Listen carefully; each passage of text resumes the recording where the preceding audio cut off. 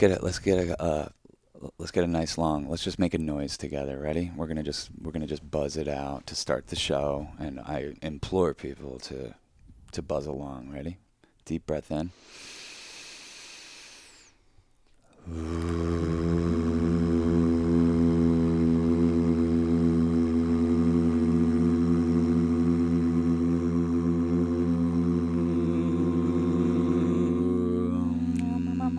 Ay, ay, ay. Trinity Infinity, it's the come up. Ay, ay, ay.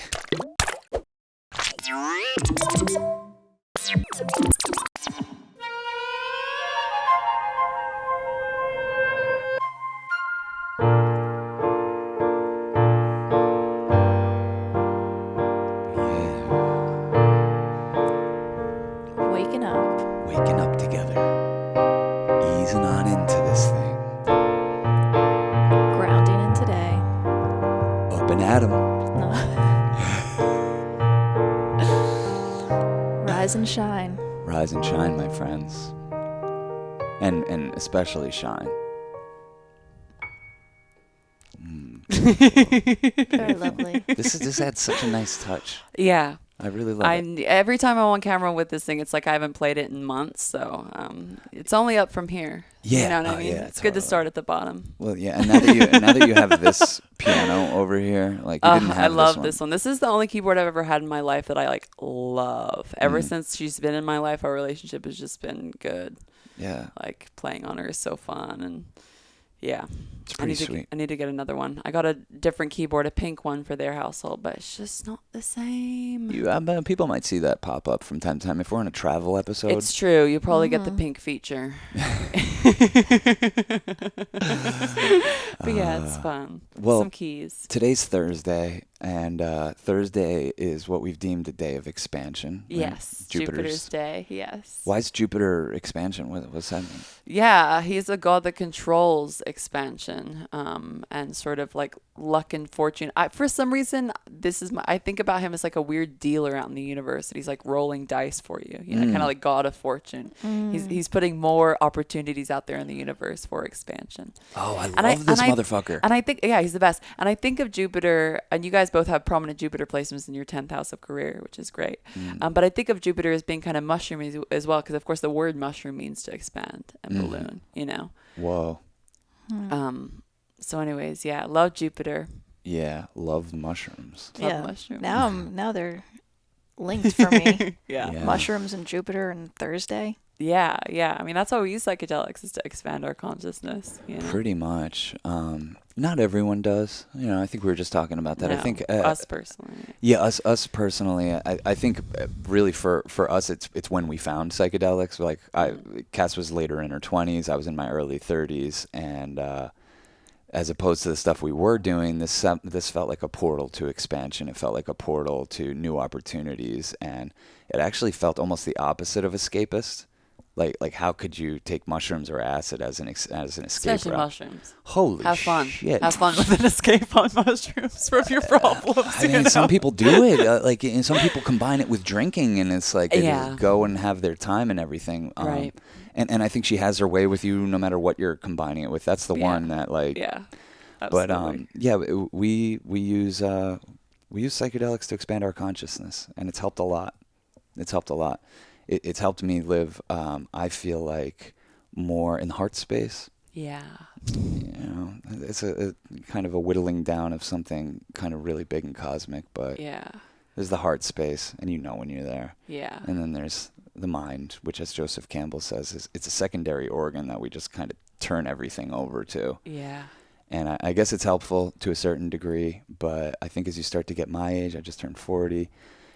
I don't know. You want to see your life as one of endless possibilities and not being cornered in by circumstance. We want to get out of your own way. And I think Yeah. psychedelics, how they attune you to your own relationship, can get you out of your own way to expansion, so that your rigid truths that aren't so true, that are keeping you, from keeping touch in the outer reaches of the universe, can be broken down. Yeah. And so I think psychedelics is a great tool for expansion. Relationships are like the greatest tool for expansion. And a lot of times we forget, like, we have relationships to expand and to learn things about ourselves. And that means our relationships should be at some level of difficult. You know, you have some relationships in your life that are all ease and comfort. I doubt that they're very deep or grandly fulfilling, because really at the end of the day, like, we come into each other's lives as these mirrors and contrasts, like, to make each other better. And so there should be a certain level of tension, number one, so that it's sexy, you know, like, there's no sexiness without tension. Yeah, A come certain on. the tensegrity or whatever of dynamics. But yeah, and I think right now with Venus and Scorpio, like, things are more tense and maybe feel darker and more angular, and the darkest parts of your relationships are coming to the depths. And to not forget, like, all relationships have dark parts, and the dark parts are to bring us to lighter places, you know, and to be able to hold space for that, because you go through your own interpersonal relationality of darkness between different parts of yourself, you know, Yeah. to expand and get better. And that's why we want more friends. Like, I want more, you know, More tools for challenges. expansion too, more challenges, more information, more data, more, Yeah. not just resonance, but more dissonance, you know. I Mhm. want to, keep edging it so I can curve it, you know. Well, we all take each other to school, you know, Yeah. whether we know it or not. We all have a lot to teach each other, even if we're just teaching each other what works best for us, you know. Yeah. And you might learn that by someone saying what works best for them, or you might just read it by reading their energy. So Yeah. it's like, how much you pay attention in school is up to you. Yeah, Ooh, that's a good one. damn. You're here. You might as well fucking take the curriculum, right? So we hear. Yeah. In a weird way, I think what psychedelics have helped me with, and what going through, like, real life, like, as everyone does, loss and tragedy and all those things, it's helped me become less reactionary. You know, less reactionary when we're clearly in a lull, or in the darkness as an individual or as a collective, and less reactionary when we're on a high. You know, it's not when you want to make those big kind of sweeping decisions about your life. So I feel like what Mare was just saying, the psychedelics, especially acid, because I've taken that more than anything, has helped strip away being reactionary and being guided by these rigid truths that I don't know if they're serving me anymore. And let's see if this other way of thinking serves me a little bit. You know, why not? Yeah. And there's, like, parts of your personality that are in the dark that have been taught that staying in the dark will keep them safe, and that coming to the light, they'll die.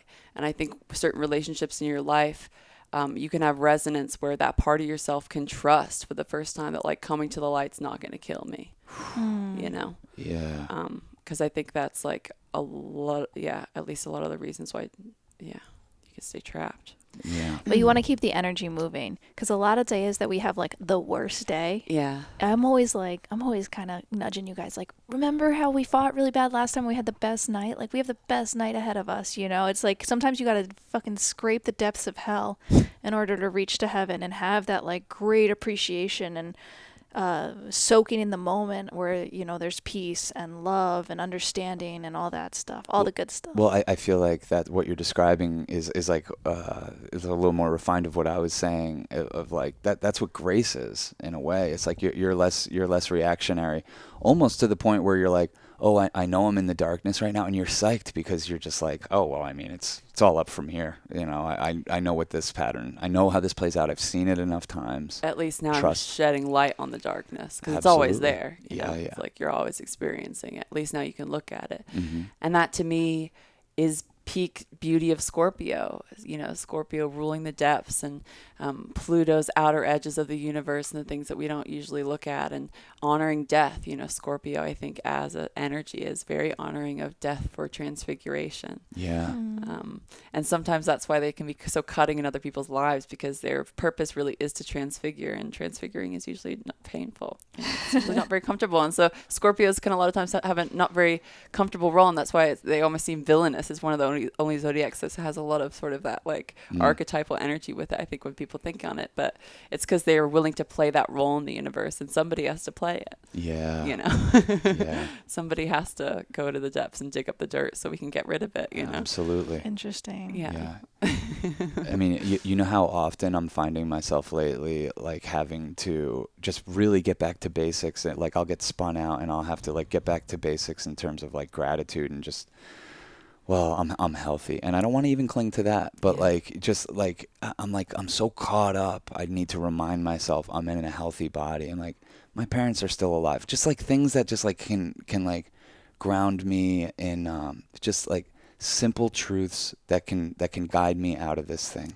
Yeah, You more know? of a zoomed out, bigger picture perspective. And Scorpio is very zoomed in, very detail oriented, obsessive energy. Hmm. And that can be exhausting. And there's so many details to sniff out and find out. And it's kind of this investigatory energy, too. And Yeah. again, that's very helpful. We need that as a part of life. But yeah, eventually, which like is so much of what I respect in your artistry and your vision and your skill sets is your ability to have this like really cool big picture and grand scale view of things, Yeah. because I'm so caught up in the details a lot of the time too. Well, I think part of that skill is like I think what I've gotten good at, or what we've all gotten good at, is leaving yourself a little like cosmic breadcrumb trail to get yourself out of the dark night of the soul, Yeah. and leaving yourself a little cosmic breadcrumb trail for what inevitably will be a come down from, you know, the summer or the good times or everyone being healthy or us being able to interact with each other. Totally. Leaving yourself that those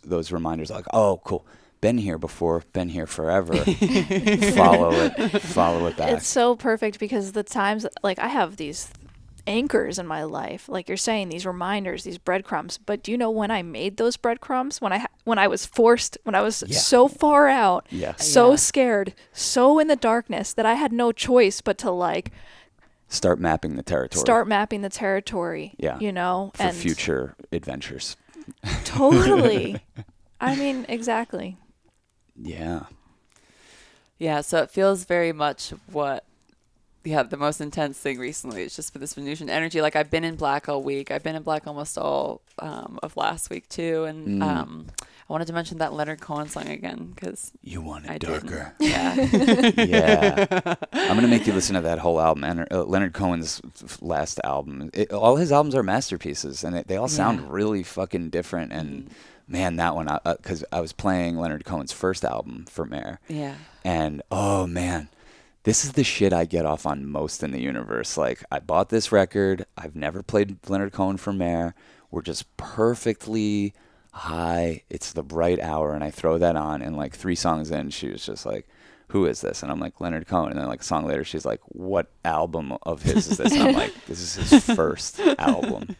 She's like, what? How is this possible? And then, you know, a couple nights later, last night, I was like, let me play you his last album. Wait till you see where all this went. Like, this guy stuck with it. His voice became a whole different thing. Yeah. And I love it. you know what I love about him is there's this great story about he asked Bob Dylan how long it took him to write I think the song I and I. I don't know, forgive me if that's not the song. And Bob Dylan was like 5 minutes. Yeah. And then Dylan asked Leonard Cohen how long it took him to write Hallelujah. And he's like, 15 years. Yeah. In true Virgo fashion. Yeah, I'll for let real? it until it's dead. Yeah, yeah. Yeah, my fellow Virgo brother. Oh man, that's why it speaks to you. Like So hard, dude. Yeah, and right away, as soon as we put him on, you were like looking up his chart. And, Oh, yeah. Yo, this shit. As someone that's new to all of this, it kind of fucking it tweaks me out. It scares me a little bit. Like how dead on, how you can listen to someone's music and hear their lyrics, hear where they're coming from, and if you know enough about astrology, you can usually predict what they are. It's fucking crazy. Yeah. It's fucking crazy. Yeah. And it's why certain artists resonate with certain people and don't with others. you know? Totally. Definitely. Another tune of what we were talking about this week has been Yeah. about like Saturn return. We started off Monday talking about Saturn returns, and Yeah. I think what was so funny is when we were listening to Leonard Cohen, it was you're like, when was his first album? And you were saying like in his 30s or Yeah. something. He didn't Right, start with playing Saturn music till his Return. 30s. Yeah. He was just a poet before that. So then, you know, of course, when he has this major coming around. Yeah, and his Saturn is in Leo, so he wants to show up as the center of attention, as the hearth. But I'm sure that took a long time for him to come to, especially as a literary man, as a poet, because you want to be Yeah. very behind the scenes, sort of, Yeah. and as a Virgo as well. But yeah, that's and- how he'll feel fulfilled, and so yeah. Anyways. Wait till we show you the documentary about him too, because it's like he needed the spotlight. He Yeah. needed to Yeah. be the most famous singer songwriter in the world, and at the same time he was so uncomfortable with it that Virgo it shit. fucked him up. Virgo And there's shit. footage of Yeah.